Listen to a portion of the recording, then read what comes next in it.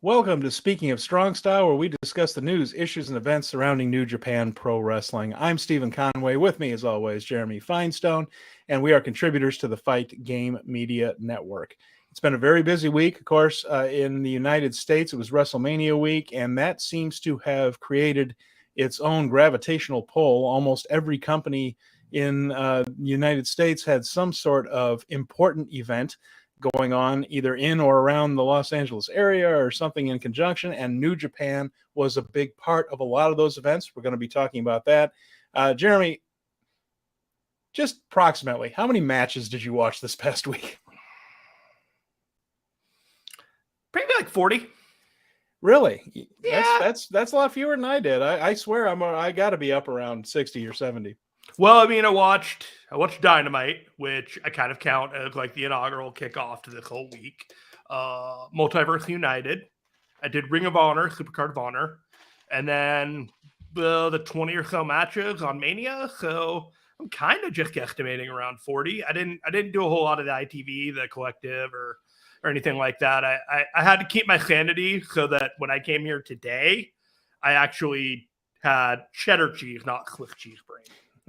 Well, I want to bring up one thing too. If you want to go over some of these indie shows and things that happened over the course of the week that aren't part of the major companies, some of the indie stuff, Power Bombshells, Sam and Mel really covered the heck out of all that stuff too. So it's a good show here on the Fight Game Media Network. It's also a podcast, Power Bombshells with Sam and Mel. They will cover everything.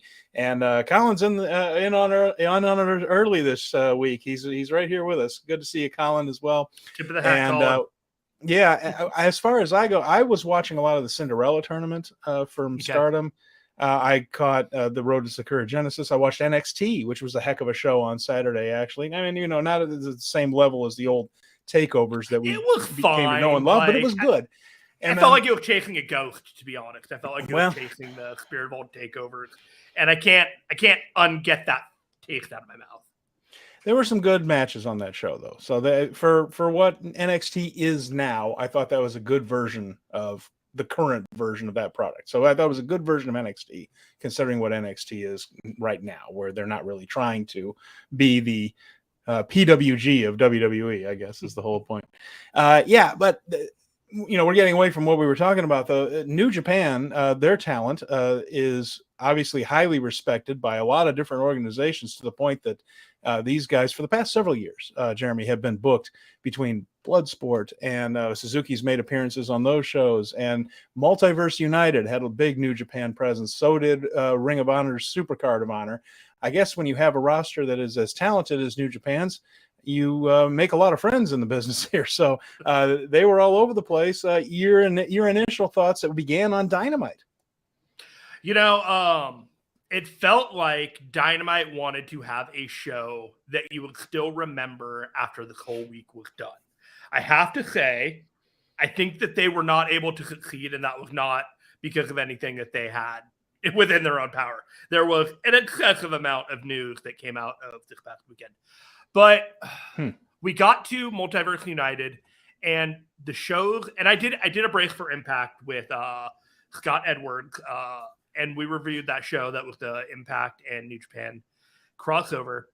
And it started to feel like it was a showcase, that you weren't going to get very important matches or consequential payoff to anything. And it was more just like, here, let's show you a little bit of what we have to offer with these shows.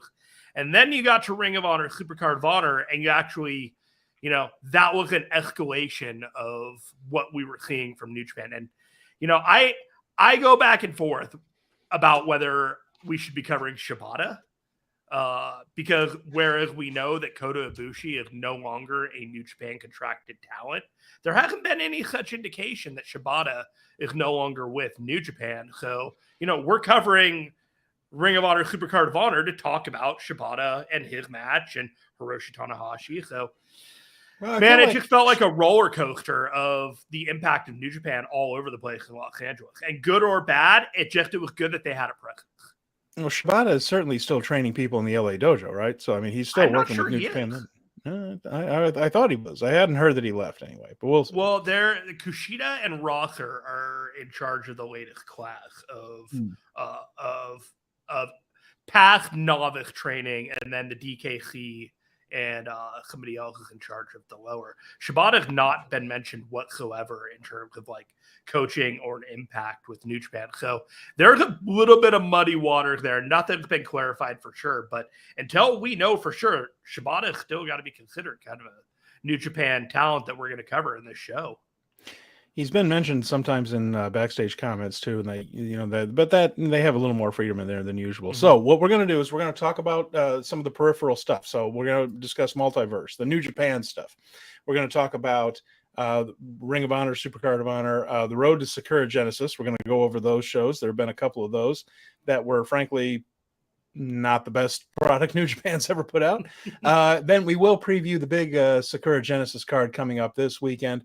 Just a bit of a reminder, this show will also be up as a podcast a little bit later on tonight. You can find us wherever you get your podcasts, so make sure you rate us. 5-star reviews are always nice, helps people find the show. We definitely appreciate everybody who both watches and listens. So Apple Podcasts, iHeartRadio, Amazon Podcasts, the whole Spotify, all those. And we've been getting some nice response for that. So much appreciated to everyone. So we'll pop out the RSS feed tonight, try and make sure everyone has an ability to find it. You can go to my Twitter and Steven Conway's Twitter. You can find all that information, like you said. Rate, review. Hey, man, let's get on to the talk about all this wrestling. So much. A lot of wrestling, boy. And we are going to discuss very briefly Mania. There's a million places to get full, complete coverage of WrestleMania, but we have some thoughts on what we've seen there, and then certainly the news that's come out in the last couple of days, things that could have a ripple effect on New Japan. We're going to get to all that today. And if we have time, maybe some history of Sakura Genesis. So we'll get to that, hopefully. Kenny versus Cobb. So we had Kenny Omega and Jeff Cobb. Now, this one was a match that we felt was going to be really good, and it was. Let's be fair. This was a good match. It was also a bit of a vehicle for an angle more than a match between these two. I was hoping that we would see something between Kenny and Jeff that would be something on a pay-per-view because I thought it was worthy of that. I think their talents are worthy of that. I'm not going to complain about this match, though. It was on national television. It was a really good match. Kenny gave Cobb a lot. Cobb looked impressive, but let's face it, this was about Brian Danielson's heel turn. Why do I keep doing that? I'm sorry. Brian Danielson's heel turn, where he joined up with the rest of his cohorts in Blackpool Combat Club to viciously assault Kenny Omega after this match. But it was United Empire prominently mentioned on the show. The announcers talked about it. Jeff Cobb looked good. I think this was well worth the trip out for Cobb, and pretty good match. What do you think? I really enjoyed the one-winged angel. I love the way that they worked this match, in which Cobb was taking advantage of all of Kenny's vulnerabilities throughout the thing. I agree with you that it was interesting that this match was on this show, and while it was a vehicle for other storylines to progress, which is something I'm kind of critical with AEW about, is their linear week-to-week storytelling and ability to quote unquote cook. I thought that was excellent. But I like to make peace with the fact that this was likely the biggest way people would be able to see Jeff Cobb versus Kenny Omega. Unfortunately, not as many people have the ability to watch this on New Japan World. And if you put it on New Japan, then people wouldn't be able to see it otherwise unless you put it on YouTube or made it free. And, there was an advantage to having this show on AEW Dynamite. Should it have been on a pay-per-view? Arguable. What pay-per-view would you put it on? So there was a strategy that we went back and forth about this match. Where do you put it? When do we watch it? We both had a sneaking feeling that it was going to be on Dynamite.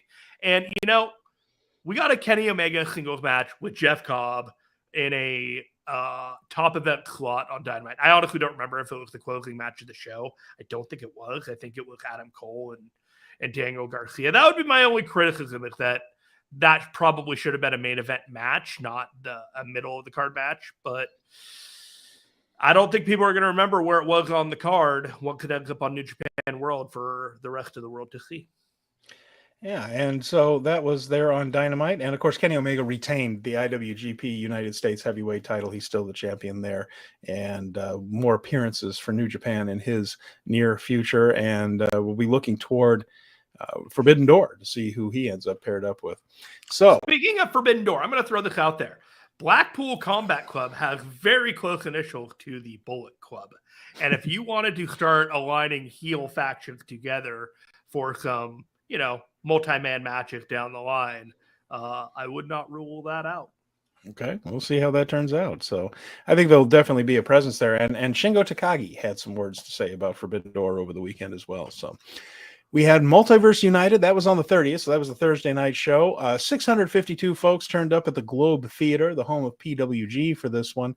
Now, I will say I haven't seen this one. I did a million things going on, and I just didn't get to see Multiverse United. So, Jeremy, I'm going to lean on you for this one here. Well, it's great because I already did a review of this over on Brace for Impact, the live show with Scott Edwards.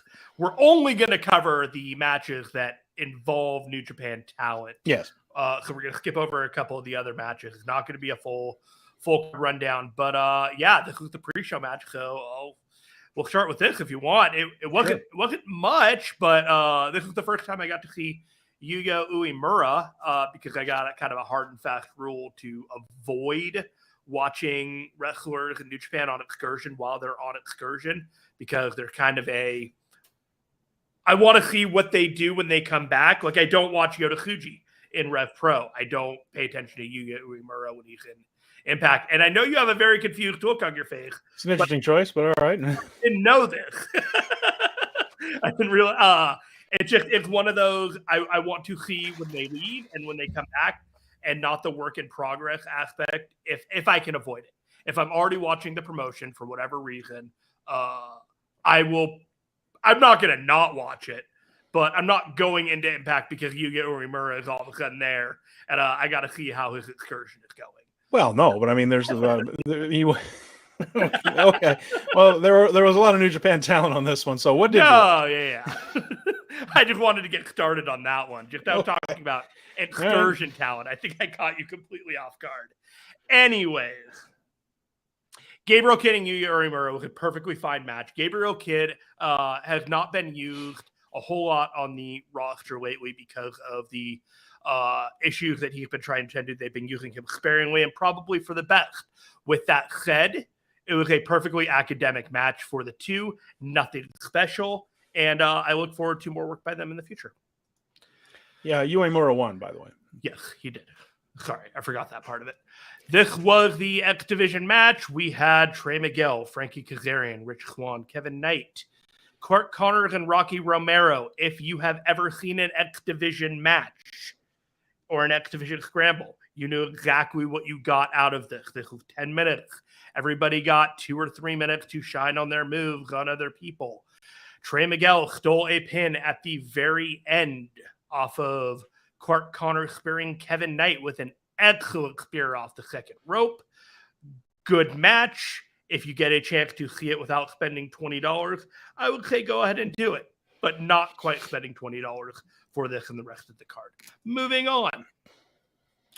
I have a lot to say about this match. Go check out the Brace for Impact review for it. With that said, I don't understand what this match was. I don't understand why they had it.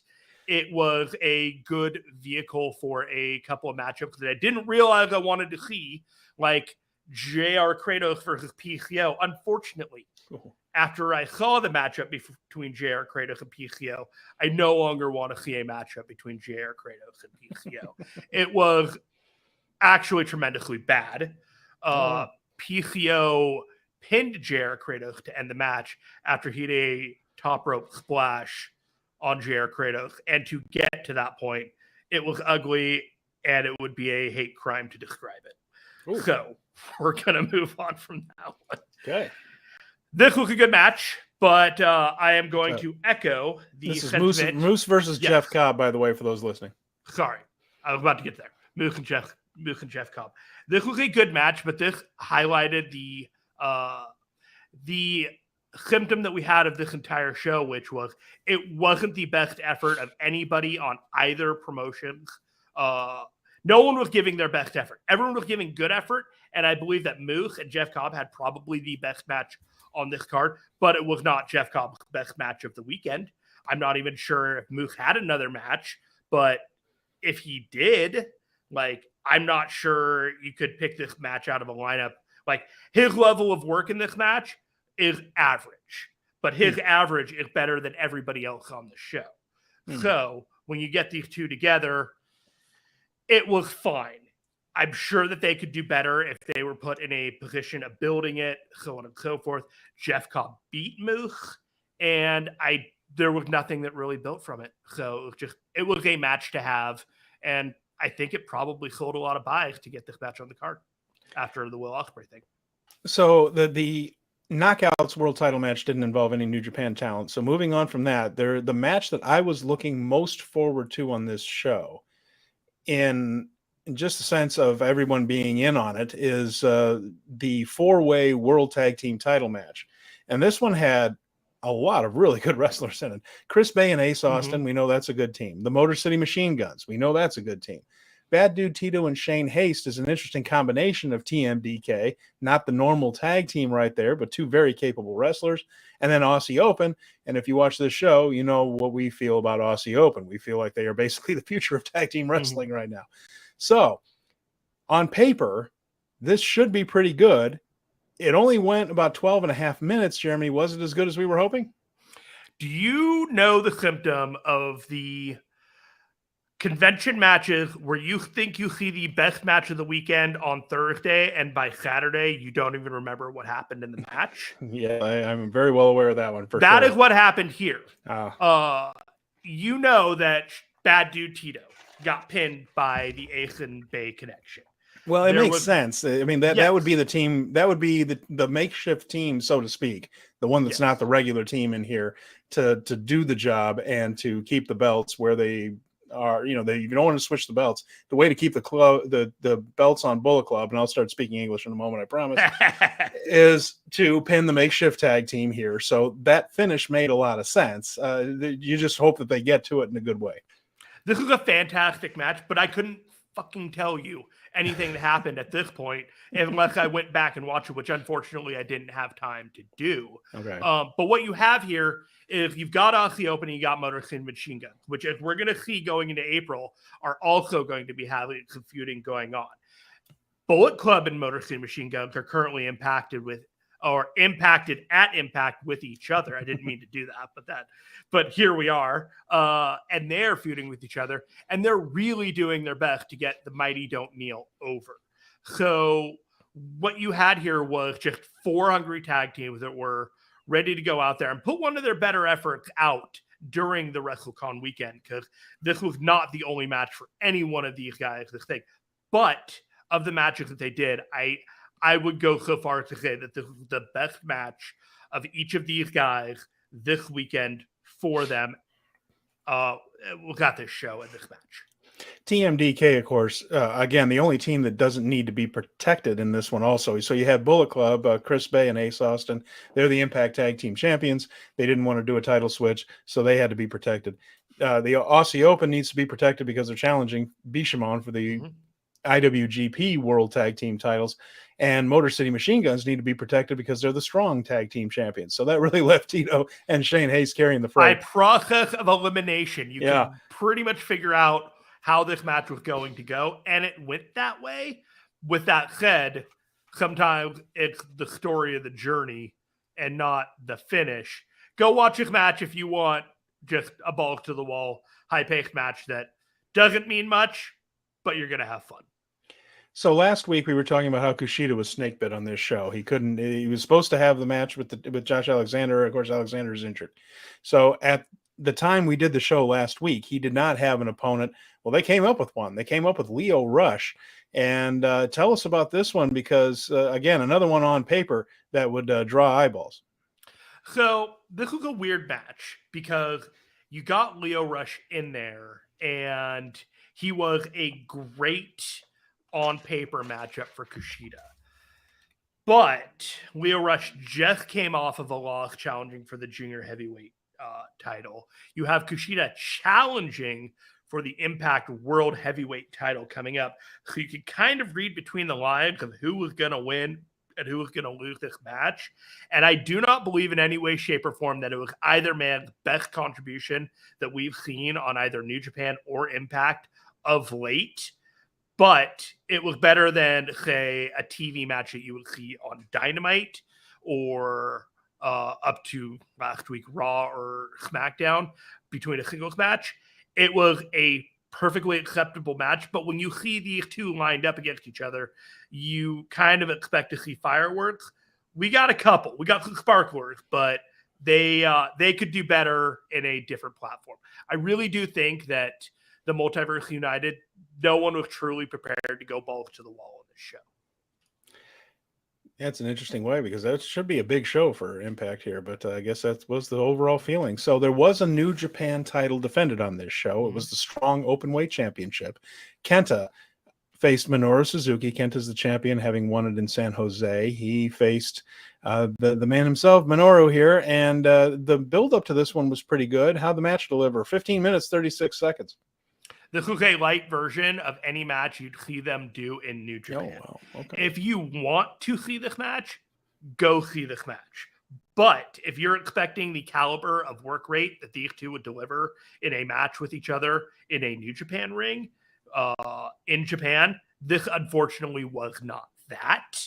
And so they were both bringing about 75%. But we both know that when they go crazy with each other, you get pretty special fireworks. And we have kind of a high caliber of what we expect when we see KENTA and Minoru Suzuki in the ring with each other. If I'm going to tell you that this was an awesome matchup and you need to go out of your way to see it, and it was special and there were fireworks, I would be selling you something that it wasn't the case. It was a fine match between the two. They showed up and they had a match. KENTA won because he is not ready to drop that title. It was not a clean finish. He did not give Minoru Suzuki a go-to sleep. He got him with a roll-up and and his legs on the ropes, and they moved on to perhaps save this for a feud for the never openweight six-man titles.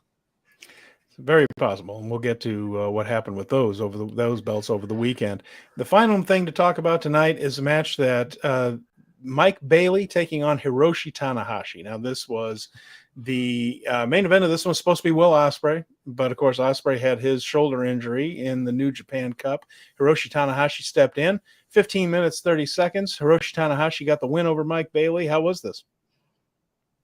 It was okay. We have the discussion about the good Tanahashi knee and the bad Tanahashi knee night, and this was a bad Tanahashi knee night. His aura got him through this match. The fact that Hiroshi Tanahashi was main eventing the Multiverse United was all you needed. He needed to show up. He needed to do a couple of moves.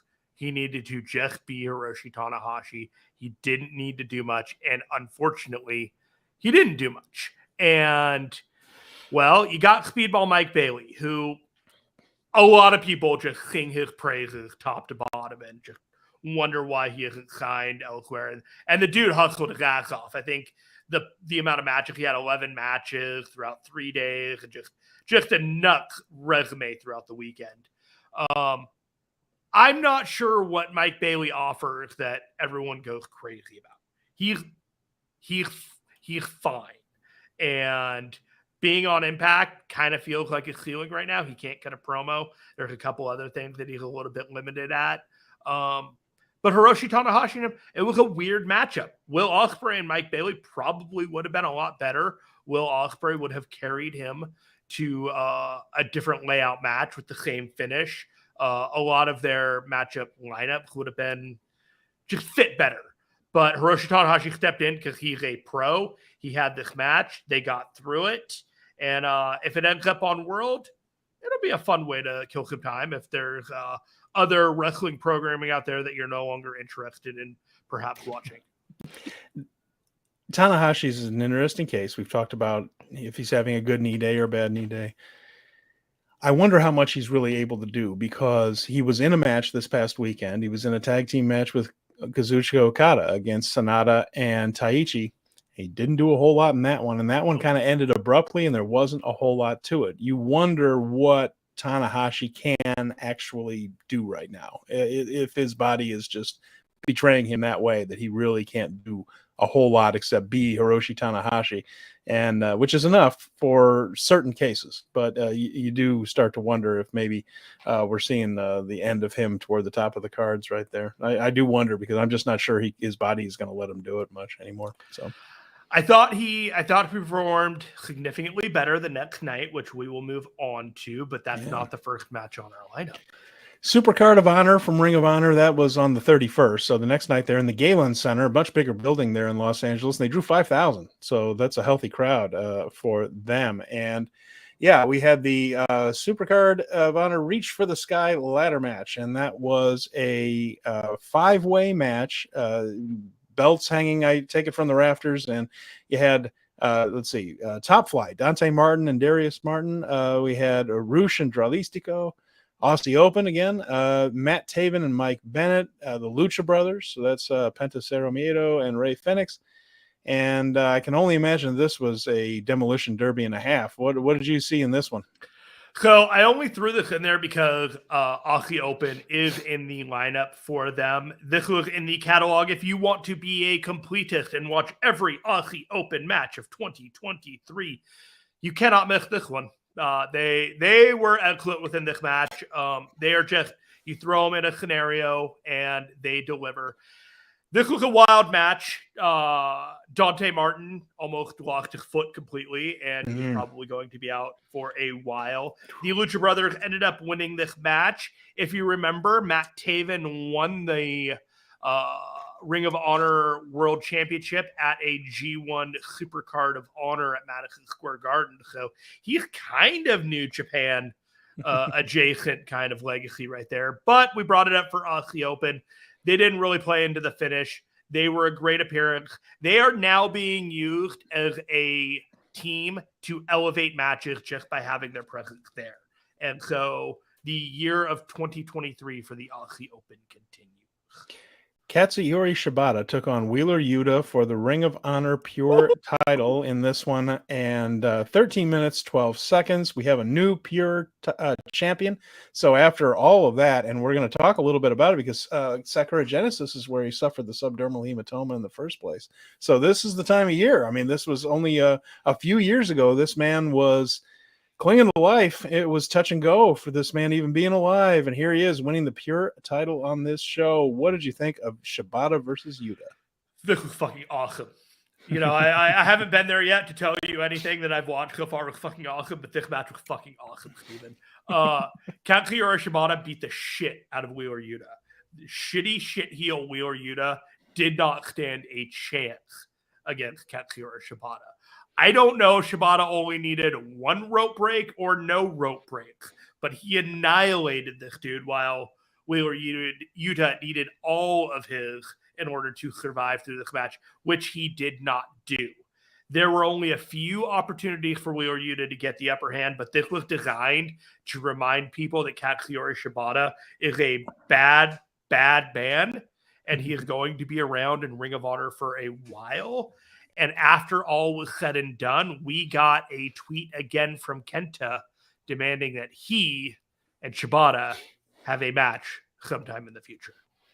Well, I don't think too many people would argue against that idea. So that was Supercard of Honor involving New Japan talent. And they all had to hightail it back, several of them, because they were part of this road to Sakura Genesis. So right there that was the 31st. On the first, one more match. Is there one more? Oh, there is. Excuse me. I'm sorry. There was Hiroshi Tanahashi and Daniel Garcia. I did miss that one. I'm sorry, Jeremy. Go ahead. So I mentioned earlier that Hiroshi Tanahashi had a perfectly pedestrian match with Speedball Mike Bailey. This was a much better match. I would say he had fair Tanahashi knees. He was able to do a lot more, but I do believe that Garcia is a more well-rounded wrestler and was able to work with Tanahashi in a way that Speedball Mike Bailey was not able to. This was a vehicle for Garcia to look good. The speculation is that this may end up leading to some type of feud between Tanahashi and Jericho, maybe down for Forbidden Door or later on. Maybe Tanahashi and Shota and Garcia and Jericho, whatever the matchups are, who knows? It doesn't excite me, but it does make a little bit of sense when you start, looking around at the field of New Japan and AEW. Are we still doing the thing where we're all pretending Jericho's still good? We're doing that still? Are we? Okay, just checking. Sometimes I gotta ask every once in a while. Just like Jericho, we're still saying Jericho's still good, right? All right, okay. Yeah, okay. Well, we'll see. Forbidden Door. All right. Moving on to Sakura Genesis. Sakura Genesis, it is back on the calendar. When we're going to talk about that, there actually was not a Sakura Genesis last year. I forgot about that. They named the show Hyper Battle last year, which was after an old school pay-per-view. I completely forgot about that until you mentioned it. And I feel like in about 15 seconds, I'm going to forget it again completely. But Sakura Genesis is back this year. And so, of course, we had the Road to. There were a whole show full of preview tags in Hiratsuka on the 1st. We don't really need to go into those. Nothing really newsworthy came out of that. We had 2 shows at Korakuen Hall, though, over the weekend, and that was on the 2nd and the 3rd. On Sunday, attendance was 1,298. On Monday, down to 902. That was a work day, of course, but still, it's you would think that they would do a little bit better at Korakuen Hall. But these shows, I firmly not their best work, Jeremy. Wasn't their best work. I firmly believe that everybody around the world just phoned it in for Mania week. They're just like, you know what? Like, just we got a couple of cards. We'll put a man at the top of this other card. We'll put Shingo in there for 40 minutes with Aaron Henare. And we'll just get the card. We'll just get through the card that way. And you know what? It kind of worked out. Kind of did, yeah. So let's go over a little bit of the undercard here, and we're not going to read these matches off 100%. They're just not as newsworthy enough to do it. But there was a match on the first Korakuen Hall show there on the 2nd. That was LIJ. It was Naito, Hiromu Takahashi, and Bushi taking on El Phantasmo, Taiji Ishimori, and Gedo. What was interesting about this one is a lot of taunting between ELP and Naito, but it was in a playful way. They were almost having fun with it. Apparently, El Phantasmo put out an April Fool's tweet about being the new Bullet Club leader, and he mentioned some of the past Bullet Club leaders, and also mentioned that David Finlay is the odd man out on that list and doesn't belong on it. I felt so. He seems to be trying to get Taiji Ishimori on his side, and it might be working. Ishimori mentioning that maybe he, El Phantasmo, and Kenta should be the center of Bullet Club. That was something Ishimori said in one of the backstage comments there. So just a little bit of intrigue right there. But in the match was the LIJ getting the win. Of course, Gedo ended up doing the job. The other thing that is notable, El Phantasmo not getting along with Gedo at all, isn't doing the backstage interviews with him, and just seems to be completely separate. He's also still baby-facing in the crowd, doing the too sweet sign to fans, showing appreciation for any signs, which has, of course, brought more people making more signs for him, for him to react positively towards. So I think this is all going to come to a head at Genesis, and we're going to talk about that when we run down the Genesis card. But that's where we are right now, is that he's still completely unsold, and they are playing it very close to the vest as to where the rest of Bullet Club is going to fall in line, whether it will be behind David Finlay and Gedo or with El Phantasmo. So there seems to be a bit of a power struggle there that I feel like is going to be resolved Saturday. I will say I could have done without the excessive amount of titty twisters in this match, but yeah, I said they were playful. They were goofing around a lot. That was a nice way of putting it, but no, that was like there was a lot of thumbs on nipples, and I didn't need all of it. No, we did not need all of it. The next match also is worth mentioning very briefly. Suzuki, Desperado, and Ren Narita and Ryohei Oiwa took on the House of Torture, the complete group there. So that's Evil, Yujiro, Sho, and Dick Togo in an 8-man tag as a preview for the never Openweight 6-man title match. That one ended without a winner. It went to a double countout, which was to set up Ren Narita getting on the microphone and declaring that the title match itself on the 3rd will be no countouts. The idea being you can fight all over the building and you won't get counted out. Mini anarchy in the arena. United Empire defeated Chaos. Again, that was Great O'Khan, Kyle Fletcher, and Mark Davis. So Aussie Open right back all the way back in Japan in a very short amount of time. That was impressive, actually. That was actually legitimately impressive. Goto, Yoshihashi, and Yano on the Chaos side of it. And this was simply just to build up the match. They did the Coriolis finish on Yano. And we had Boltin Oleg's first full match. Now, he did the Wrestle Kingdom exhibition match. That wasn't his first match. This is technically his first match. Did he wrestle more in this match or in that match? I think he might have wrestled more in that match than he did here, but it was interesting for a couple of reasons. First of all, complete young lion gear. He was absolutely out in black trunks, black boots. I think he shaved his head anyway, but he had the shaved head. This dude is enormous. First of all, that one didn't come across. Now, he was wrestling three smaller guys. Mm-hmm. Robbie Eagles and Kosei Fujita are both juniors. Zack Sabre Jr. is on the smaller side of the heavyweight scale. And if you were doing shoot weigh-ins, might actually be under that junior heavyweight limit. So he wasn't in there with the largest guys. But boy, this guy's enormous, it seems like. He's got a Miro or like a Lars Sullivan kind of body type. I thought saw Lars Sullivan too, especially the quads. Good Lord. Yes. Here's what I found out too, Jeremy, that this is how highly thought of Boltin Oleg is in terms of amateur wrestling. I found out that today, right here, as he is debuting in New Japan Pro Wrestling, he is still ranked 7th in the world at 125 kilograms. Damn. So if he just walked out of New Japan, not that he's going to do that, and just walked into an amateur tournament, the World Championships, he would be seated.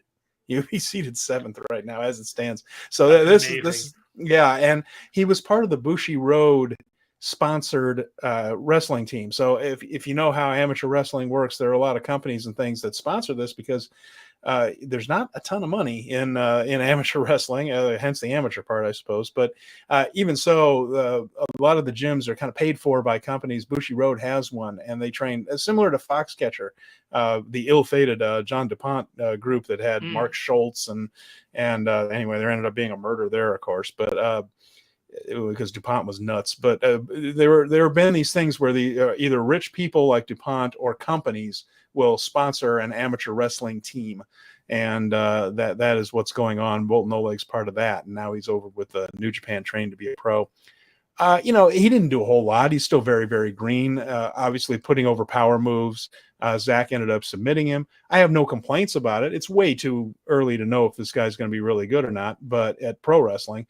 But, there it is, a little bit of history right there. If he turns into a major star, we'll know this is the very first match for him. He carried himself like an amateur pro wrestler in a pro wrestling ring, and I think that's going to be a big part of his character going forward. Yeah. I'm looking forward to it, and 3 minutes in the ring, started the match, ended the match. There you go. He also threw around those guys like they were absolutely ragdoll. This dude is strong. So, and then after that, it really was the match between just 5 guys taking on a group of Chaos Hantai guys. Kanemaru with some new gear. He's got new tights. He beat Tiger Mask with a moonsault and looked pretty good. Kanemaru's really one of the underrated guys out there. Name a bad Kanemaru match, can't do it. So that led us to the Ultimate Triad match. So this is the stipulation they ended up with, because they were talking about a Muay Thai match with knockouts and things, but what it ended up being was this triad match between Shingo Takagi and Aaron Henare for the King of Pro Wrestling title. So, Jeremy, the rules were you had to beat your opponent all 3 conventional ways. You had to pin him, you had to submit him, and then basically Texas Deathmatch rules. You had to beat him, get a 10 count on him. Although I don't think you had to pin him. You didn't have to pin him in order to get the 10 count. He just had to knock him down for a count of 10. He just couldn't get up before the count of 10, which is how the match ended. Yeah. So what we had here was, they had a little score board at the bottom of the screen right there. So this was, of course, with the rules, very hard hitting, and the wrestlers involved. Very hard. A little bit hard to understand too, because this is one of the fun weeks where we didn't have an English translation for any of this. So we're watching this match, and there's no context other than us having to go figure it out for ourselves. So it was a lot of hard shots, a lot of stiff blows, forearms, headbutts, chops. and clotheslines, and they would play this, that the other guy would take that hard shot and then stay on their feet out of pure defiance, I suppose, of the other. So really good match, really long match, 38 minutes, 15 seconds. And Henare got the full Nelson for the submission, of course. Shingo doesn't really have a submission hold in his arsenal, but he used a version of a stretch plum, I guess, a little bit there, and got a submission. He got a backslide for his 3 count. So that at that point, he had both submitted and pinned Henare. But then very quickly, Henare caught a running knee, and then his little version of the brain buster with the leg hooked to get a pinfall and tie the match. So then it just didn't came waste down to any time between those 2 pins. No, it was a little bit like Lucha Libre. If you ever watch Lucha and CMLL, it's the trios matches are you either have to pin the captain or pin the other 2 members of the team. And so whenever someone pins one of the other 2, the ones that aren't captain, it's amazing how quickly the other one slides in and runs into a big move to get pinned also. It's a remarkable coincidence. And this was like that. It's like as soon as one person got a submission, the other guy did. As soon as one got a pin, the other one did. So it came down to the knockout thing. It's again not quite Texas Death Match. You didn't have to pin and then get the 10 count, but you had to knock the guy down for a 10. It all came down to a big pumping bomber clothesline after a long series of forearms, headbutts, and both guys being down. Pumping bomber, both men are laid out, both men battered, both men exhausted, and they were battered and exhausted, by the way. You could see it on the welts on their bodies. This was worked very, very stiff. Shingo managed to get up at 9. Henare kind of did, but fell forward, and Red Shoe said, nope, that's enough, and called it off right there. So a retention for Shingo Takagi for the King of Pro Wrestling Provisional Championship. A pretty good match. It was the only good match of the night, so it really stood out, actually. Yeah. And then, it was fine. He moves on with the KOPW thing, and afterwards, in the post-match comments, Shingo sold the brutality of the match so much that he didn't speak on the microphone afterwards. He was simply helped out by, I believe, Hiromu. And afterwards, he mentioned in the backstage comments when he was sitting on the floor, leaning back against the sponsor board, he mentioned Bryan Danielson, Claudio, and Samoa Joe as 3 people he would like to face at Forbidden Door. Yes, please, and yes, please. So whichever way, if they want to do any or all of those, I'm in, certainly. He also is going to be busy in April headlining for Tamashi events in Australia. He's going to be main eventing one with Robbie Eagles, as a matter of fact. So busy time for Shingo, but that dude is down for anything. He really is. He is such a pro wrestler. It's like, whatever. Let's go pro wrestle tonight. But the thing is, Shingo Takagi versus Bryan Danielson. Oh God. Which one of those 3 do you think is most likely to happen? Samoa Joe. I agree. Yeah, I think Samoa Joe, because I think they're going to have bigger things in mind for Bryan Danielson. Yeah. And Claudio, I feel like, is going to be defending the Ring of Honor title against somebody pretty impressive. So I think that'll be it. I would love to see Samoa Joe and Shingo Takagi. I'm totally in for that. I got speaking of this whole thing, I got a quick thing I want to pick your brain on. Do you consider Eddie Kingston to be a New Japan talent? No, I consider him more to be an AEW guy that does New Japan shows once in a while. Ring of Honor, but yes. Well, not AEW anymore, but we got to start considering AEW and Ring of Honor different in a lot of ways. I think so. Do we? I'm not convinced we do at all. I feel like if we're going to get Ring of Honor programming on New Japan World immediately, and we don't get AEW programming on New Japan World immediately, we kind of have to treat it a little differently. Okay. Well, I mean, Ring of Honor. We're talking about this on the air, guys. We're going. Ring of Honor, but Ring of Honor guys show up on Dynamite all the time. Claudio's on Dynamite, and he's the Ring of Honor champion. But is Shibata gonna show up on Dynamite a lot? Maybe. I wouldn't be surprised if he were there sometimes. So. That'd be pretty cool. I mean, I don't know. He asked Tony if he can get him. All right, let's talk about the next show. Yeah. Oh, and one other thing to mention. There was a VTR package during this show.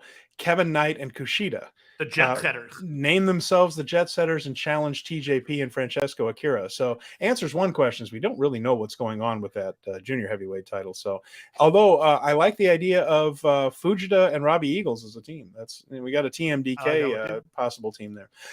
It did appear on social media that Catch 22 responded. So it looks like that match is going to happen at some point in the near future. Now, TJP has not been on New Japan shows, hasn't made the trip over lately, but is still very much a part of everything. Francesco Akira, we're going to be seeing at Genesis, but not TJP. But nothing to read into that. TJP just not booked in Japan lately, but will be in the near future. So back on Monday. So again, this was a weekday show, so attendance down a little bit, down about 300. And not a whole lot to speak of on I almost didn't show up for this show, buddy. And of course, Robbie Eagles has been in preview tags with Hiromu, and it's been good stuff. And it dawned on me while I was watching this, because Hiromu was selling for him, especially the leg, because Robbie uses the Ron Miller special as his submission finisher, a leg lock. Hiromu has to make everyone, doesn't he? Because right now, Hiromu is on such a high plane that unless he's wrestling someone like Desperado or Taiji Ishimori, anyone else like Leo Rush, Robbie Eagles, he has to make them. So the road he's unintentionally Okada of the junior heavyweight division. The road to shows are nothing but Hiromu just taking ass beating after ass beating after ass beating. So in an effort to try to convince us that this person is as good as Hiromu Takahashi, right? Because they have to try to make a guy. So, poor Shingo, or poor Hiromu, poor Shingo too, after that Henare match. We're going to talk about that because they both wrestled on this show and both sold the living hell out of it the day before. Credit to both of them. They both wrestled like they were stiff and in terrible pain, which is exactly the thing you should do to get that match over again. And might not have been acting as much as they wish they had been. But so Robbie's working Hiromu's knee over and things. And it just dawned on me right there that Hiromu just has to do yeoman's work all the time in making these guys look like threats. And I guess that's the blessing and curse of being the best in the world at what you do, huh? At some point, Hiromu just needs to go heel so he doesn't have to take an ass kicking all the time. He only has to take an ass kicking at the very end. But the merch money might not be there. So, you win some and you lose some. But you're absolutely right. He's like an Okada in such a way where it's like he is so far and away considered the better of everyone else in that division that you have to do so much work to create the illusion that these are viable contenders. And one of these days, one of these contenders is just going to take the title, and we're going to go through this dance again, where Hiromu's going to win the title, or he's just going to say, you know what, I'm moving up to the heavyweight division. And eventually, he needs to just move up to the heavyweight division. But that's a crowded scene as well. I'm not sure he does. I think he's Jushin Liger. I think he just stays there and rules the division for a long time as a star. But he's such a trend that they want to all move up. He's so short. It would just be a real challenge for him to really get over at that heavyweight level, I think, when he's in there with guys that are 6 foot plus and things. Not that he is, I think he's talented as hell and all that. What a shitty problem to have.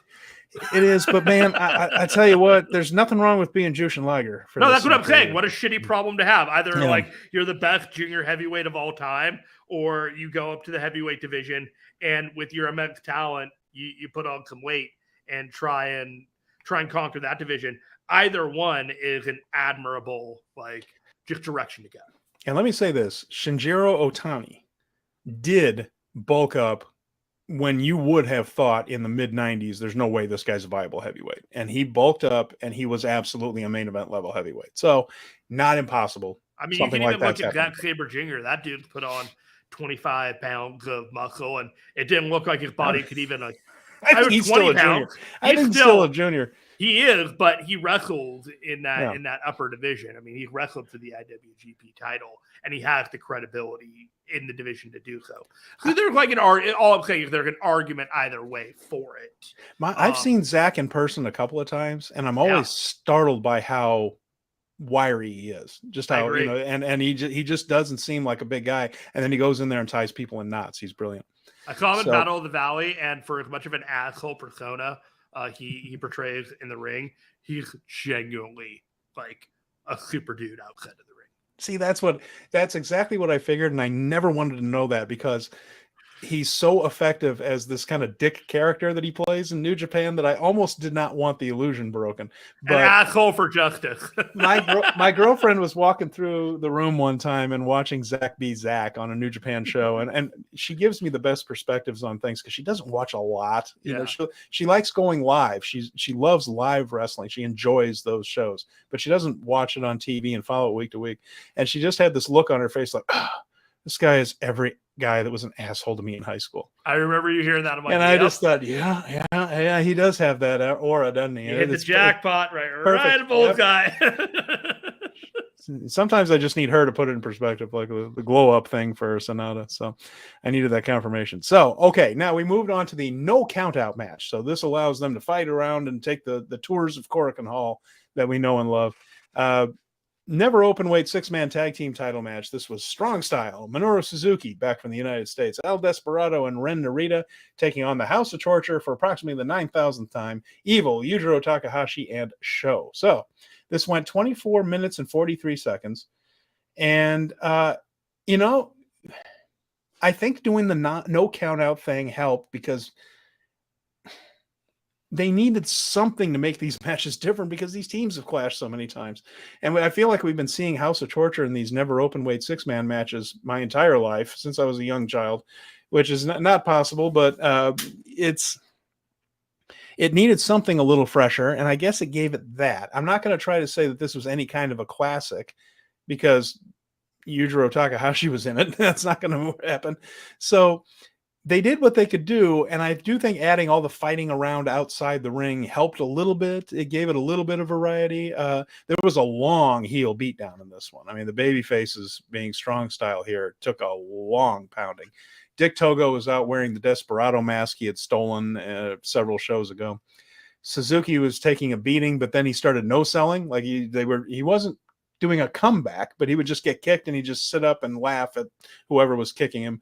They did a very lame ref bump when Dick Togo pushed Suzuki on top of Red Shoes, which didn't look particularly devastating while he was looking for a submission or trying to see if a man was submitting. So anyway, Red Shoes, of course, has been killed for 10 minutes off of that. So Dick Togo got to come in. Sho with a low blow into a pile driver, but Minoru Suzuki broke it up. Sho goes and gets the wrench, but Ren Narita cuts it off. And that leads to the babyface rally. Pinche Loco finish from El Desperado onto Sho for the win. The world is safe for democracy again. Strong Style defeats House of Torture. And this felt very decisive. Now, I've said that before, but this felt very decisive in that after the match, Jeremy, they got Dick Togo back in the ring. They took the mask that he had stolen back. Evil was in there. He just took a penalty kick from Ren Narita. So they not only pinned Sho, they penalty kicked Evil. They beat up Togo, got the mask back. There really isn't anything left between those two.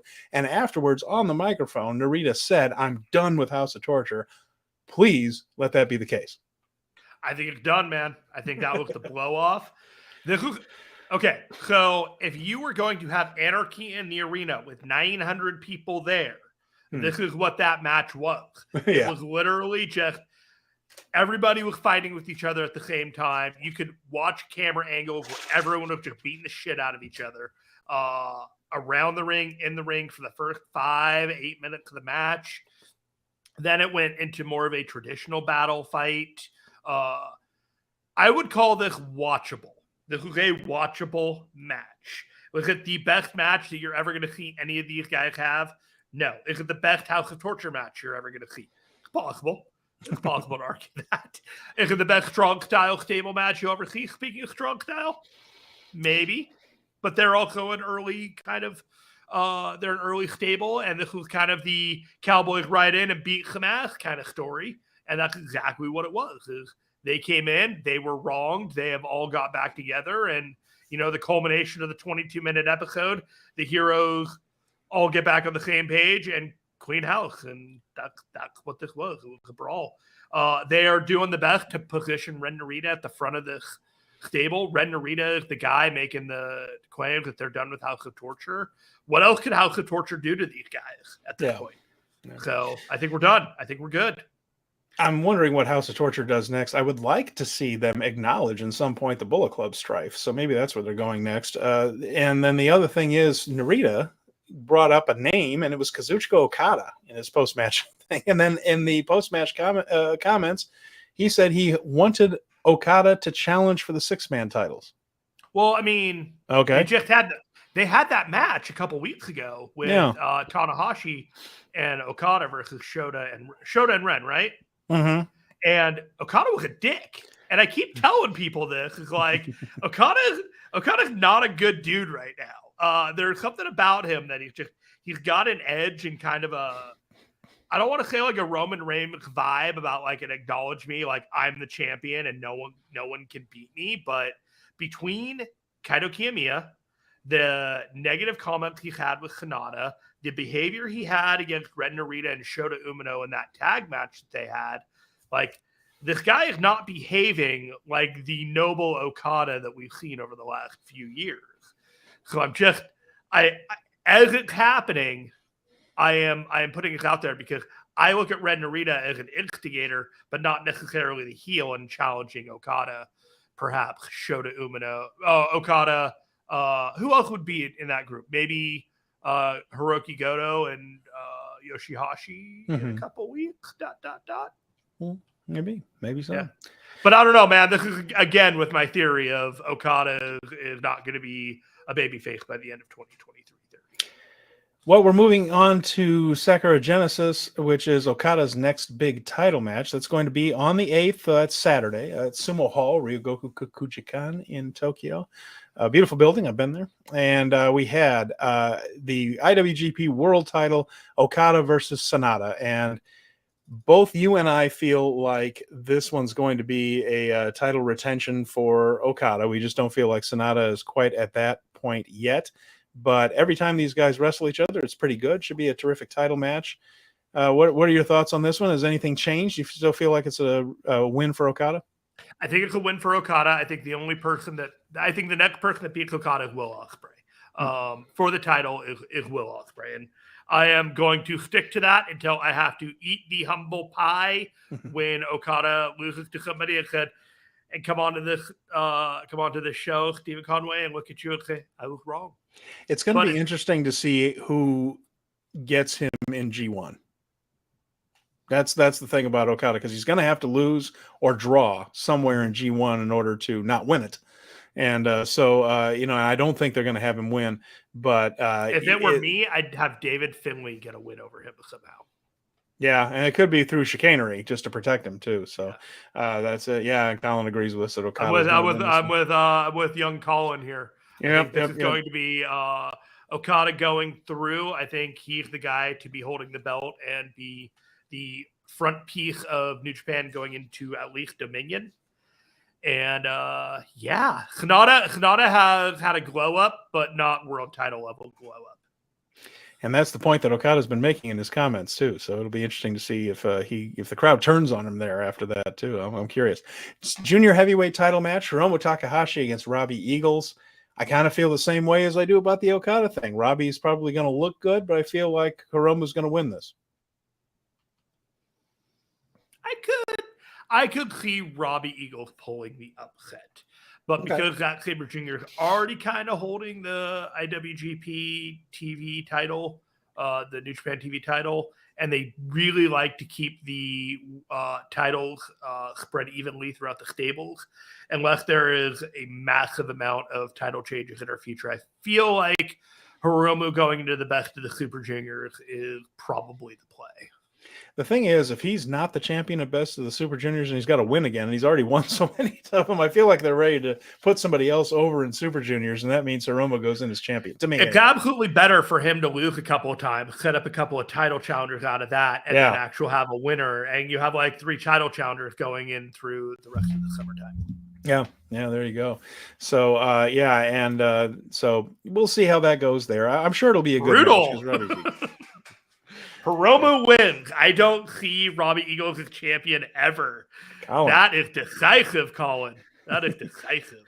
Well, and I mean, not here. I don't think he will either. Now, here's one that could be a title change, and that is the Bishamon Aussie Open match. Now, again, Hiroki Goto and Yoshihashi. I'm really 50-50 on this one. I think Aussie Open very well might win this thing. And I'm not ready to predict it. But I am honestly not sure who gets this. This is as close to 500 as it is. There's always a little bit of peril because Bishamon's never portrayed as dominant tag team champions. So the question is, does Gedo want to make them into dominant tag team champions and have them run through a bunch of teams or not? But this might be the time. This might be the time. We both feel that Davis and Fletcher are going to be champions of probably many different companies over the course of their run, as long as they stay together and stay healthy. Is this the beginning? It could well be. I'm honestly flip a coin on this. I don't know who's going to win this match. I'm just looking forward to it. If it were me, I would have Mark Davis and Kyle Fletcher win the title here.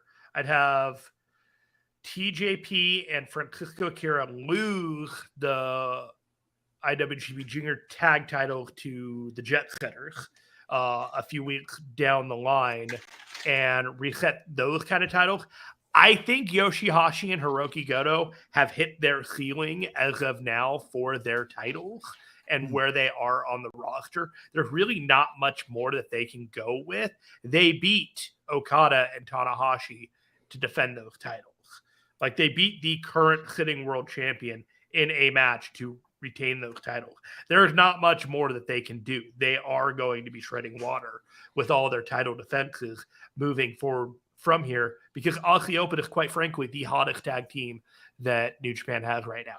I think, if not now, very, very soon, that Aussie Open is the IWGP tag titles, and it makes a lot of sense to do it right now. I'll bring this up just to say, because Colin also thinks there's going to be a title switch here. Bit of a devil's advocate, because I don't disagree with you guys. But bit of a devil's advocate on this. Bishamon retains, and they keep Akira and TJP as the title holders for United Empire. What about down the road, because we feel like SANADA is going to lose the main event, SANADA and Taichi sometime winning these tag team titles together? I think that's a possibility there. So I would like for them somewhere for Bishamon to go after this. I would like for them to be the tag team that wins it in the World Tag League and potentially wins the titles next year at Wrestle Kingdom. That sounds like a fine arc for all to be involved. But that's going to require a little bit of time to get to that point, and that's not something that we need to rush. But from the hippity hop, from the 1 to the 2, I think that is a fine combination. And if it is not, and it is just, Bishamon to just 2 guys or just 5 guys, just 2/5 or whatever. Just 40%. Just 40%, 40%. The 20-80 rule is not in effect when that happens. But 33% chance of winning. Jeez. It was my understanding there would be no math in the show. I had a job where they had a math equivalent to get hired at one point, and then they took the math equivalent away, and I feel like the math equivalent was important. Up next, we have the TV Championship. Zack Sabre Jr. and Shota Umino. This is another potential title change. I thought it was interesting. Zack said that if he lost to Shota in under 10 minutes, now keep in mind it's a 15-minute time limit, under 10 minutes, that he would retire. I don't think that's going to happen. But I do feel like Umino might win this thing. I do not think that Umino will win this thing. Do you think they'll go to a draw? A coin flip? They don't do the coin flip. I got you. I wish I could find that part of your brain and flick it out. Just flick it out. I was just waiting for it. How were your keto chips, by the way? Oh, they were good. I got the last bag in the HEB, which is the main grocery store chain around here, and I went in there, and there was 1 bag left just sitting there waiting for me. But I got it, and I ate them, and they were delicious. I think there are bigger and better things. I think this is a match for Shota to have with a talented wrestler like Zack Sabre Jr. But I think that if Shota wins a title, I feel like the never Openweight title or something like that is much more of a prestigious opportunity for him to capture rather than this one. I think they need to build the TV title a little bit more. I think Zack Sabre Jr. has a lot of opportunity stateside to defend that title in the near future, and Shota having it is probably not the best direction for me personally. Okay, well there we go. Yeah, I could see more of a draw. I don't think they're gonna beat Shota again. I don't know. It's just they've been beating him a lot. I just think that's especially considering they're trying to make him the new Tanahashi. I think they're probably going to try start protecting him a little bit more. They will, but there's also a sense of you gotta break him down before you build him up. And the people that he's losing to are not people you should be ashamed by. Zack Sabre Jr., you got Naito, you got Will Ospreay, you're losing to Okada. These are not Kanemaru. This is not lower level guys on the card. He's being placed in a position to overachieve and failing rather than setting the bar and not even be able to like hit baseline. So I don't know. Perception of reality. I'm not there with you yet, but I validate what you're saying. I appreciate you validating me. IWGP Women's Title match: Mercedes Mone defending against Azumi and Hazuki. So this is going to be a retention for Mone, and the reason I say that with such confidence is the number one icon of Stardom, Mayu Iwatani, has challenged the winner of this match for a monster show in Stardom's history that is coming up at the Yokohama Arena, which is a big building. They're going to want to put their best stuff. If you've seen Tam Nakano and Julia are going to face each other for the red belt, I'm going to plug that for just a moment because Tam actually went and cut off a chunk of Julia's hair a week or so ago. Julia ends up bloodying up Tam Nakano at a press conference. You don't see a lot of juice in Stardom, but there it was, Tam bleeding. So there's a lot of steam on that match, and they're going to want another big one for that Yokohama Arena show. The biggest match they could possibly make is Mercedes Mone and Mayu Iwatani. That's what's going to happen. I would bet the house on. But Azumi and Hazuki are both excellent wrestlers, really good workers. I don't know how long this match is going to get. That's the question, isn't it? After what we saw at Wrestle Kingdom. But boy, I'm hoping that they get a little bit of time if they get for Azumi and Hazuki, two really good high-speed wrestlers. 10 or 12-minute match could turn out to be very special. I hope we get at least 12 minutes. I hope we get more than 8 minutes. This needs to have a considerable amount of time to really shine. And we're going to get into it in a little bit, but I suddenly feel like the window of time that Mercedes Mone has to be checking off her boxes of who she wrestles in Stardom, that window might be a little bit bigger now. And I was looking at this card, and I was looking at this match in particular, and I thought, gosh, recklessly speculating, it would be fucking awesome if there was someone that Mercedes Mone could potentially tag with in Stardom to have matches with Hazuki and Azumi. That of the Lay B of the Bailey of the WWE may not be working there recently. Who knows? I'm not sure. But this is one of those things that I'm starting to really reassess Mercedes Mone's time here in Stardom, and I think we're going to be seeing a lot more than what we originally thought was going to be her time, and I'm legitimately excited. I think she's going to retain this match, but we were looking at potentially her wrapping up her time, maybe April, if not earlier, and so I am very curious about that. Well, it should be an interesting match there for sure, and I like Mercedes' work in Stardom so far, and it's been fun. Her match with Kairi was very, very good, and this one has potential to be really good also. So after that, we also have Naito, Bushi, and Shingo Takagi against Taichi, Kanemaru, and Doki. So that's basic LIJ versus just five guys, which makes a little bit of sense. They stole SANADA away.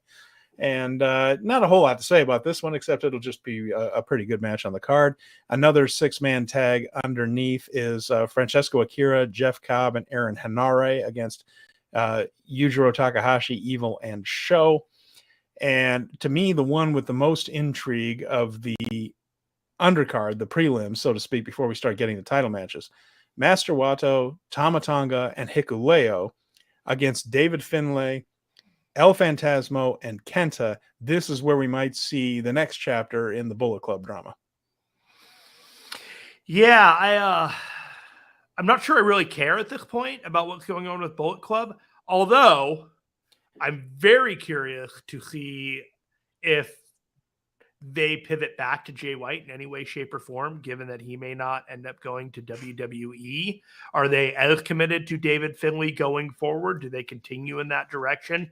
Those are suddenly the questions that I'm wondering about, given that it does not appear that Jay White is headed to WWE, which makes the whole loser leaves Japan and then the loser leaves New Japan somewhat of a box and a corner you got to paint yourself out of. But do you have any thoughts about that part of it? Like, do you think that they're going to pivot plans in any way, shape, or form if Jay White is suddenly available again?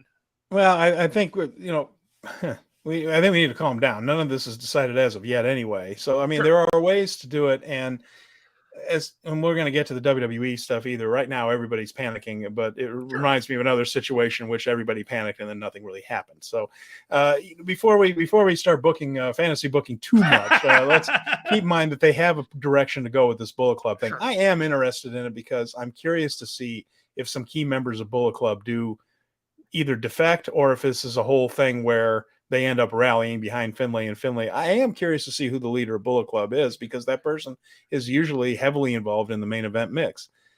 And if they decide to go with babyface El Phantasmo, and who goes with him? And I'm just curious to see that. I do want to see how that turns out. So I want to see what they decide to do. I'm not compelled in the story leading up to it. It's the best way I can put it. Okay. Well, I'm a little more into it than you are then, but I am curious to see where KENTA lines up, where Chase Owens lines up, because they have made a point of being ambivalent about that in backstage comments and things. No one seems really sure about Finlay except Gedo. So Chase Owens is someone that they haven't really decided who's going to stand where. You mentioned Ishimori. You got KENTA. Fale, ELP. We don't know where House of Torture lies in all this, and now that their slate is kind of clean. Bullet Club is messy right now. This is that phase of Bullet Club where everyone looks at you and tells you Bullet Club is fine, and Bullet Club is not fine. But of all the recent Bullet Club shakes that they've had throughout the years, this one seems the messiest and non-linear. And for that, it makes it hard for me to get as into it as I've been in the past. And it's also a bloated Bullet Club roster right now. It might do with maybe having 3 guys move out of it or 4 guys move out of it and create another faction in there too, and just try to pare it down a little bit. So there's also going to be a 6-man mystery tag team match. We're not going to know who's in this one until their music hits. This is a tie-in with a show called Shinichi Champions, which is apparently a big show in Japan that is doing a little tie-in with the company here. So again, 6-man tag early in the show. I don't expect a lot to come out of this one, except it'll just be something, probably an unusual pairing in there somewhere, but we're not going to know who's in this match until the music hits. So, another quick observation. United Empire is set up as clearly the faces in a match against House of Torture. So that is an interesting alignment that New Japan has set up with that match on the Sakura Genesis main card. So yeah, and we've got some time here. Now that's the card for Sakura Genesis. That shows Saturday there at Ryogoku Kokujikan. And the elephant in the room all week, even when you're watching shows from other companies, is WrestleMania. And right now we've got a graphic up for Collision in Philadelphia. There's also Capital Collision coming, which will be more New Japan Strong type of shows. But, I just wanted to talk a little bit about Mania because we had an amazing show on Saturday, one of the very best in WrestleMania history on Saturday. Sunday show was very, very good. Let's get lost in that. What's gotten lost in it is the finish where, of course, Roman Reigns retained over Cody. And it's just something that I was thinking about, Jeremy, more than, and then the company was sold, Endeavor, all this stuff. The Roman Reigns fetishization that has gone on with WWE, where they have just made him I think they're going to try to extend his reign longer than Hulk Hogan's, just because this petty thing where now they can put him above Hulk Hogan's first reign and, make it over 1,000 days and the whole spiel. I want to go way back. There was a moment, and this is going to sound very strange. I'll get there, I promise. In Toronto, where the Sheik, the original Sheik, Ed Farhat, was the top star. There was a succession of baby faces that would come in and challenge him And the Sheik would always find a way to win in the end. Either hook, well, always by crook, because the Sheik didn't wrestle normally. He was throwing fire and using forks and blood and all this kind of stuff. So a different type of working style. But the main thing is, the Sheik was the number one star in Toronto, and babyface after babyface after babyface came in. Well, they finally set it up where Andre the Giant was coming to get the Sheik. And it was a big match that was hyped up. This was going to be it. And the fans were absolutely positive that now, finally, we've been coming here for years to see the Sheik get beat. Someone's going to finally do it. And he didn't. The Sheik threw a fireball in Andre's face. Andre ended up, getting counted out. He lost, and the Sheik won again. And after all that time, it killed the territory. That was the final moment. That was the tipping point where fans just said, this carrot isn't on the end of this stick. I'm chasing an empty stick. And stopped coming. And attendance dropped precipitously. And it took a long time for Toronto to find its way back. The way that story was set up over the course of a year, with Cody coming in at WrestleMania, beating Seth Rollins, then beating him again and beating him again, got hurt, but then winning the Royal Rumble, going all the way through, about to win the title that his father never did, getting in the ring with Roman Reigns, and then losing again. I feel like WWE may have just had their Andre the Giant Sheik moment. He has cleaned out that division. There's no one else that is a challenger that he hasn't beaten a dozen times before. And I wonder if this whole fetishization of Roman Reigns isn't going to finally bite them in the butt a little bit here. It's going to take a while because they have a lot of momentum, and Kevin and Sammy are very, very popular. But I just feel like we may have watched them clean out the division to the point where I think a lot of fans, and just seeing the deflation in everybody after Montreal beating Sammy, after here beating Cody, are fans going to walk away from this and just say, you know what? He's never going to lose to anybody. Just like, why are we doing this? Like, why do we still, especially after that type of thing where the company was almost at a peak. Well, it was at a peak on Saturday that we have very rarely seen in wrestling. That was one of the best scenes anyone's seen. I just feel like maybe they have missed it, and I know that maybe they can always say that Cody will win the thing at SummerSlam, and that I heard the bullshit from Triple H. Well, you don't know the story, neither do you. The only story is that it's the same old story that Vince is back and the creative is going to go to hell. But I feel like that was a missed opportunity, and I feel like we may have just watched the peak and the end of this strong WWE run. And I think in a while we're looking back at this and just saying that the first quarter of 2023, they had it, and that was when they lost it. And I don't know. What are your thoughts on that? But I really feel strongly that they have blown a big opportunity here.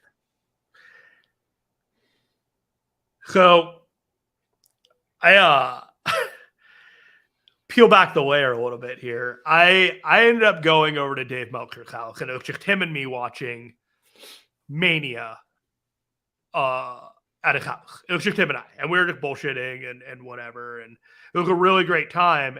And we both knew that we were watching a really special show. Mm-hmm. Like, it wasn't the show wasn't even over, and we were talking to each other like, this might be the best single night of WrestleMania there's ever been. Yeah, like. Yeah. They stick the landing on this show, and that's it. Like, just a stellar show, top to bottom. And you were hoping that they were going to deliver that same energy, and night two really didn't deliver at the same level. If we were talking top 7, top 9 Manias of all time, that's where night two was. But when you're comparing night 2 of a Mania that's in the top 10 and the best night of WrestleMania that has ever happened at all time on night 1, which I firmly believe that was. Yeah. You are inviting criticism. And I have long since felt that the booking of this WrestleMania was Triple H's one shot to shoot his shot about a WrestleMania that he wanted to have booked with the way that he wanted it done. And when it was all said and done, I'm not entirely sure he didn't have an okie doke rug pulled out from under him near the very end, and he didn't quite get to stick that landing. Can they bounce back? Yes. Will it matter? I'm not sure. There were a lot of people watching that show. There were a lot of people that spent a lot of money to go to that show under the premise that they were getting their season finale, the payoff to everything that they were seeing. And you are playing with fire when you get cute. And they got cute with that finish. Yeah, and it's just something that, again, financially, the company is unsinkable. Mm-hmm. Their TV contracts and sponsorships are such that they will not lose money. And this sale with Endeavor is going to combine it with UFC, and they're going to be fine. Will it ever feel like it felt Saturday? Under Vince McMahon, I don't think they're capable of doing it. Because a company that was built on superhero baby faces. Remember, this is a company that was built on Bruno Sammartino, Bob Backlund, Pedro Morales, Hulk Hogan, good guys who did the right thing, and most importantly, Jeremy, good guys that came through for the people. That's what WWE was built on. And I know that until Hogan, it was Vince's father that was doing all that. And nevertheless, Hogan, through even some of Randy Savage, although Savage turned heel, Ultimate Warrior, and you go all the way through to Steve Austin and things. Those guys were never made to look dumb. They were never made to look gullible. Even when somebody turned on them, it was pretty dastardly, and not because they were just an idiot and didn't see it coming. Yet, this current product that Vince McMahon books, he's lost all of that. And the idea is the baby faces are just gullible and stupid all the time. And I just feel like you can never get that peak back. Cody can win the title. It's never going to feel like it would have felt on Sunday. No. And I have no confidence in Vince right now booking Sammy and Kevin to look anything more than an idiot. And possibly lose that title pretty quickly, because he just believes now that you just keep hurting baby faces, and by some miracle that actually creates heat. What should be obvious, but isn't, clearly from Raw, which Vince booked and was horrible, that he just doesn't understand that fans need to believe in the baby faces, which is what happened there.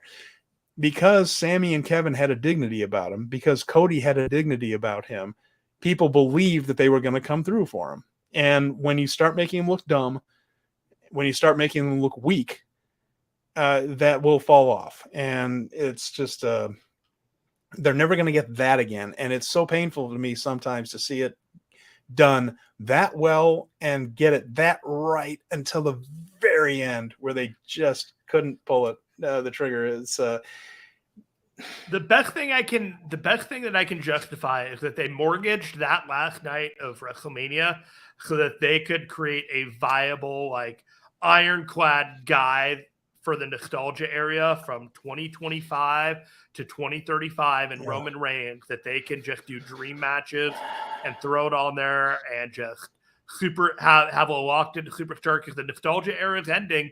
There's not going to be a Goldberg. There's no more Undertaker. You're only going to have Rey Mysterio for a few more years. John Cena's not going to be around forever. So you're locking in this, but man, it wasn't the time to do it. It really wasn't. And I don't think Cody will ever be the same. Can he? Yes. Do I think so? I really don't. And I don't think the WWE is going to be the same for the next 5 to 10 years either. I think. And with Vince back in charge, look where we're going. To me, the storyline is pretty obvious too, is that Paul Heyman went behind Roman Reigns' back, talked to Brock Lesnar, and in order to get him out of this match, said, you'll get a title match down the line. You know, that because the only reason for Brock to turn on Cody, because of course the whole story was it had to be someone who could never have a match with Roman again. Well, the only thing he could get Brock, the only reason Brock would do something like that was if he did it, he would get a title shot again. And so they can drag that out for a while, where they just said, "Oh, you took care of this, wise man," and he just said, "Yeah, I sure as shit did," you know. And then later on, you know, the Brock, well, Paul didn't tell you. The reason I turned on Cody was you and me again, buddy. Except we've seen that goddamn match so many times. I don't want to see it again. Except Vince fetishizes both of these guys. I like that idea, but I really just thought it was going to be Brock being pissed that Cody thought he could do what Brock couldn't. And it just like, oh, you think you're better than me? You thought you could beat Roman? Like, I'll show you. There was a line in there from Heyman where he said, "I took care of it," and and it was kind of left like that. So that's where I think it's. I don't know, for instance, but look, Jeremy. Here's the thing, too. As far as how will this affect New Japan? Would it ever affect New Japan? Maybe not. Except Vince McMahon putting himself back in charge, which sure shit looks like he has, as far as creative goes. And we know that part of this sale to Endeavor involves him being in charge of the company. Now, they're going to give us a line of bullshit that Triple H is head of creative. But Vince is going to be able to cross out anything Paul does and put in whatever he wants anytime he wants, right? Which has kind of always been the case for the most part. But Raw on Monday was a Vince McMahon show. Now, is he going to be there every week? Probably not. But nevertheless, I feel like he is going to be the final authority on all this, which is not good news. Creatively, business-wise. The buck stops with Vince. So, we've already seen Bayley seems to have decided that she's done. Mercedes, Moné, and Trinity Fatu seem to have decided they just didn't want to work for Vince and by extension Johnny Ace. Who could blame them with those slime balls? That they walked out with the tag team titles and just said, forget it, right? And Mercedes hasn't come back. Yeah, and people deciding not to work there in light of the changes in the structure. With that in mind, I mean, we could be seeing some people ask for their release or not. Now, there's been a lot of supposition about that. I want to remind everybody, too, that after the whole controversy where people were stuck in Saudi Arabia for a while, there were a ton of people just saying, I'm never going back there. I want out of this company. Forget it. We're never doing this again. And almost all of them did it again. So right now, everybody's panicking. I don't know if everyone's going to feel this way in a week. But, it's just a matter of there could be some people coming out of WWE when their deals are done that are over this whole thing. Also, WWE can pay them more than anybody else, so they might just take the money and shut up, and I wouldn't blame them for doing that. Getting paid for something when you're putting your body on the line like this, I won't argue with. So I'm curious to see the ripple effect. If morale is indeed as low as we're hearing, we could see some people leaving there or asking to leave there that New Japan would be interested in. So as Gedo goes through his plans for the next year, and how Gedo plans, a long time ahead, I'm very curious to know if he is writing some alternate stories out there, thinking that maybe there's some people that he didn't think were going to become available that might be. And like you said, Mercedes Moné, her run in IWGP or with Bushi Road, Stardom and New Japan, might go a little bit longer than we thought, because maybe she's not going to be coming back to Triple H, who she did have a good relationship with. But now the guy that she walked out on seems to be right back in charge. There's only two names on my list right now that are New Japan adjacent that for different reasons I'm a little bit worried for. I don't want them to lose their jobs at WWE, but they are the two names that I'm going to think of. One, Bronson Reed Jonah. I could easily see him back with the mighty Don't Kneel. And the other one, I don't think you're gonna be surprised. I think I'm surprised at this one. I'm very worried for Eddie Thorpe, aka Carl Fredericks. That is a guy that just went there looking for a new opportunity, and I don't know. The alarm bells are ringing on that one, and I'm personally a little worried for him. I don't know if he would end up back in New Japan. But if there's one talent that I could see Vince not taking a liking to and ending up right back where he was in the G1 in 2023 after 2022, is probably Bronson Reed Jonah. Be interesting to see, because there are reports of people that are fairly high on the card that are very unhappy with this. And, we know that Charlotte's going more to be in a bodybuilding contest. That's why she's going to be away for a while, more than any creative differences there, although that could always pop up again. But also worth mentioning, by the way, Bailey not mentioned on the show, not at the show, tweeting by. Dakota Kai and Io Sky went out there, got squashed. And remember, those were people that Dakota Kai was let go and brought back by Triple H. And Io Shirai basically said that I want to go either to the main roster or be released. Maybe that's not exactly how that went, but it was a matter of WWE bringing her up where Vince seemed content to just leave her in NXT for one match a month or something like that. So, and then as soon as he's back in charge of gorilla position, suddenly they're out there getting crushed by Raquel Gonzalez and Liv Morgan. So not good signs for those two either. If you don't know that Bailey is the best, one of the best that WWE has bell to bell, then you need to rewatch some WWE, because losing her would be a huge loss.